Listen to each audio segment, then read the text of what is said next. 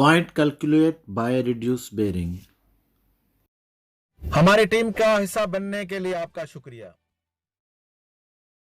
बिस्मिल्लाहिर्रहमानिर्रहीम। AutoCAD civil 3D में हम डिस्कस कर रहे हैं सर्वे के मुतालिक। तो सर्वे में देखिए हमारे पास सर्वे में बहुत सारी चीजें हैं। जब हम डिस्कस करें इनके सर्वे के अलग से कुछ कोड होते हैं, जैसे एंगल, डिस्टेंस, बेरिंग्स और नॉर्थ ईस्ट, ये बहुत सारी चीजें इंजीनियरिंग की है, लेकिन ये सारी अब सर्वे की तरफ से पहचानी जाती है। तो जब बेरिंग जो होती है बेसिकली ये नॉर्थ से ही कैलकुलेट की जाती है। दो किस्म की बेरिंग है, रिड्यूस बेरिंग और होल सर्किल बेरिंग। तो रिड्यूस बेरिंग के लिए अब हम क्या करेंगे कि वो रिड्यूस बेरिंग तो हमें देखना पड़ता है कि हम कौन से क्वाड्रेंट में है। तो ये देखें कि हम जो नॉर्थ होता है तो उसके हिसाब से इसको 4 हिस्सों में तकसीम किया गया है। टोटल जो सर्किल है डेफिनेटली 90 90 90 और 90, ये चारों तरफ से घूम के आएंगे तो ये 360 बनता है। तो जहां पे 0 होता है वहां पे ही 360 है। और ये तरीका होता है ऑटोकैड सिविल 3D में एंगल लिखने का। ऑटोकैड में भी यही है। तो ये 0 और उसके बाद डिग्री और फिर मिनट और उसके बाद सेकंड, और यहाँ पे पॉइंट है तो पॉइंट देके बाद में ये साइन देंगे तो ये सेकंड को कैलकुलेट करेगा। तो हमारे पास 4 क्वाड्रेंट है। क्वाड्रेंट फर्स्ट जो होगा वो होगा हमारा 0 से 90 और फिर 90 से लेकर आप यहाँ पे 180 तक सेकंड होगा, और ये थर्ड जो होगा वो 180 से लेकर 270 तक होगा, और 270 से लेकर ये 360 तक हमारा फोर्थ क्वाड्रेंट होगा। तो अब इनके बीच में हम रिड्यूस बेरिंग है तो ये डेफिनेटली हम क्लॉक वाइज कैलकुलेट होगा। और यहाँ पे हम देखें लाइन में हमारे पास बहुत सारे ऑप्शन है। तो हम रिड्यूस बेरिंग के लिए हम चले जाएंगे क्रिएट लाइन बाय बेरिंग। अब यहाँ पे देखें इसके 4 स्टेप्स हैं, 1 2 3 4। 4 स्टेप क्या है? फर्स्ट तो आपको वो पॉइंट जहां से आपने कल मशीन इंस्ट्रूमेंट सेट किया था। दूसरा ये कि आपने नॉर्थ से आपने एंगल दे देना है, और उस सॉरी जो सेकंड होगा वहां पे आप क्वाड्रेंट सिलेक्ट करेंगे। यहाँ पे देखिए 4 क्वाड्रेंट है तो आप किस कहाँ कौन से वाले पे हैं?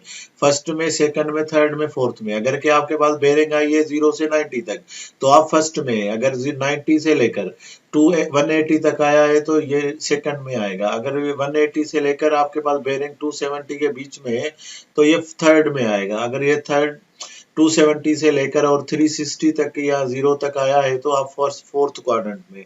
तो आपको सपोज मेरे पास 15 डिग्री है तो 15 डिग्री मेरे पास जो होगी वो फर्स्ट क्वाड्रेंट में है। तो मैं क्या करूंगा, जाऊंगा बेरिंग और डिस्टेंस में, और फर्स्ट तो मेरा स्टेप है, मैं वही सिलेक्ट पॉइंट करूंगा जहां पे मैं खड़ा हूं। तो उसके बाद जैसे ही मैंने क्लिक किया तो अब यहाँ पे देखें ये इंस्ट्रूमेंट का टाइप कुछ ऐसा साइन आ गया है। तो अब ये मेरे पास पूछ रहा है कि आपके पास 4 क्वाड्रेंट है तो आप किस में है? तो मेरे पास 15 डिग्री है तो ये 1 में आता है, तो मैं 1 करके एंटर करूंगा। अब यहाँ पे देखें कि आपके पास ये लंबी लाइन जो है ना 2 एंगल की दिखा रहा है। तो ये एक तो ये यहाँ से होगी और दूसरी ये वाली, ये फर्स्ट क्वाड्रेंट के बीच में अब रन करेगा, इससे बाहर नहीं जाएगा। और दूसरा क्लॉकवाइज आएगा, यानी 15 करीब इस जगह पे आएगा। अगर 45 होगा तो ये दोनों के बीच में होगा और 90 इधर आ जाएगा। तो अब मैं लिखता हूं 15 डिग्री। तो 15 डिग्री और 0 30 सेकंड और 30 मिनट 45 सेकंड।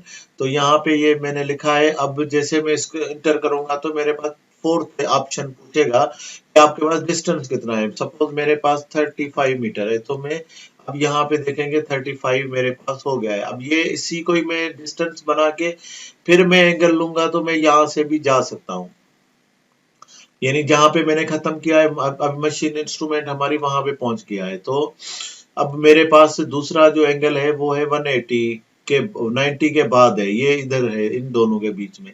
अब यहाँ पे मैं रेड लाइन आप देख रहे हैं कि ये रेड लाइन जहां पे मेरा कर्सर घूम रहा है ये फर्स्ट क्वाड्रेंट और ये सेकंड में आ जाएगा। मैं अब इधर लगाना चाहता हूँ तो ये अब इंस्ट्रूमेंट मेरा ये है, तो मुझे फर्स्ट पॉइंट देने की जरूरत नहीं है। आगे जब मैं जा रहा हूं तो मुझे सिर्फ मैं वहां तक तो ऑलरेडी मैं पहुंच गया हूं। अब मैं दूसरी बेरिंग लेकर आया हूं साइड से तो मेरे पास ये सेकंड क्वाड्रेंट में आता है। तो मैं यहां से ये सेम 15 डिग्री, लेकिन मैं यहाँ पे क्वाड्रेंट चेक करता हूँ सेकंड, तो मेरे पास ये सेकंड आ गया है। तो दो नंबर के बाद अब यहाँ पे देखिए, अब वो रेड लाइन खत्म हो गई और व्हाइट लाइन आ गई। इसका मतलब अब जो भी एंगल होगा वो यहाँ से कैलकुलेट होगा। तो वही मैं सेम 15 डिग्री ही लिख लेता हूँ, लेकिन अब ये सेकंड इस तरफ से आएगा। और सेम मैं लिख लेता हूँ डिस्टेंस, अब पूछ रहा है तो डिस्टेंस मेरे पास है 100 मीटर। तो अब यहाँ पे आप देखेंगे मेरे पास वही सेम 15 डिग्री था, लेकिन फर्स्ट क्वाड्रेंट में मैंने लिखा तो इस तरह गया, और यहाँ से जब होके मैंने 15 डिग्री लिखा तो ये इस तरफ चला गया है।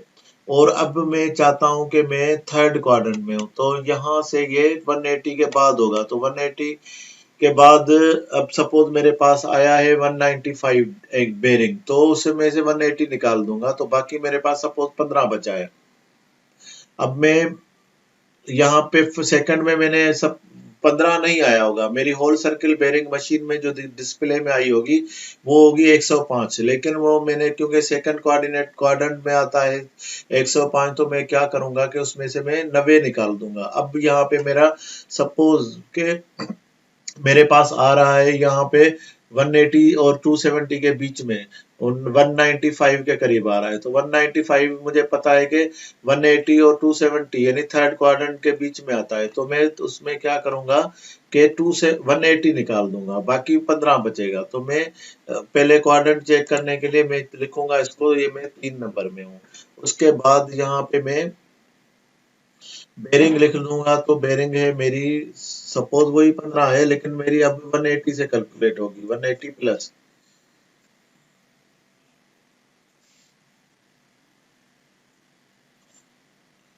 तो थर्ड क्वाड्रेंट मैंने कर दिया है, तो अब मुझे डिग्री मिनट सेकंड पूछ रहा है, तो मेरे पास वही सेम सपोज 15 डिग्री है, तो मैंने यहाँ पे मैंने एंटर कर दिया है। और उसके बाद मुझसे डिस्टेंस पूछ रहा है, तो मेरे पास है अब 35 मीटर है। तो अब यहाँ से देखेंगे मेरी बेरिंग के साथ में आ रहा हूँ, और उसके बाद मैं फोर्थ क्वाड्रेंट में लिखता हूँ, तो यहाँ से मैंने चेक कर दिया है फोर्थ, और यहाँ से उसके बाद अब यहाँ पे देखें सिर्फ फोर्थ में ही मैं घूमूंगा, और फोर्थ के बाहर में नहीं जा सकता हूँ क्योंकि मैंने क्वाड्रेंट चेक सिलेक्ट कर दिया है फोर्थ। तो अब उसके बाद बेरिंग में वही सेम 15 डिग्री में। अब यहाँ पे देखेंगे कि मैं फोर्थ में हूँ। फोर्थ का मतलब ये होगा कि मेरे पास जो मैं बेरिंग है वो 270 और 360 के बीच में है। सपोज मेरे पास 185 है, तो 185 का मतलब मैं 270 इसमें से निकाल दूंगा, तो मेरे पास रिड्यूस बेरिंग आ जाएगी। तो उसके बाद यहाँ पे मैंने वही 15 डिग्री मैंने 30 सेकंड या जो भी आपके पास एंगल है फोर्थ क्वाड्रेंट में आने के बाद, तो उसके बाद आप इसको एंटर कर देंगे। जैसे मैंने यहाँ पे 15 डिग्री लिखा हुआ है, उसको एंटर करने के बाद उसके बाद डिस्टेंस लिखूंगा, तो अब मेरे पास डिस्टेंस आएगा 50 मीटर कर देता हूँ।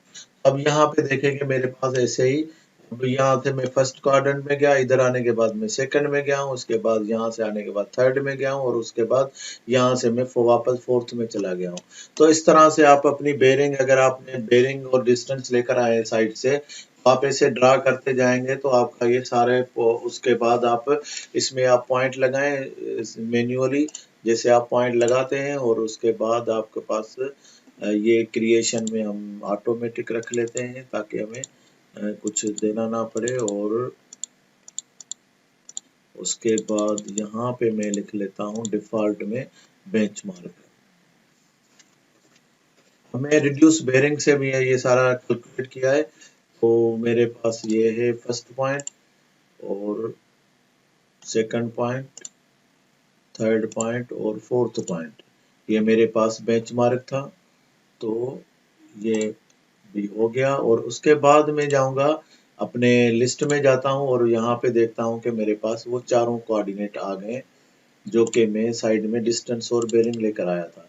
तो यहाँ पे अब देखेंगे कि मेरे पास यहाँ पे ये चारों या 5 जितने भी हैं, तो बेंचमार्क के हिसाब से मेरे पास ये सारे पॉइंट 1 से लेकर 5 तक आ गए। तो इस तरह से अगर आपने बेरिंग और डिस्टेंस लिया है, तो आपको रिड्यूस बेरिंग में कन्वर्ट करेंगे, और उसके बाद आप यहाँ ये कमांड यूज करके आप इसको रिड्यूस बेरिंग से आप अपना जो भी कंट्रोल पॉइंट होंगे वो इस तरह से आप इनकी कैलकुलेशन भी बिल्कुल ही इजीली कर सकते हैं।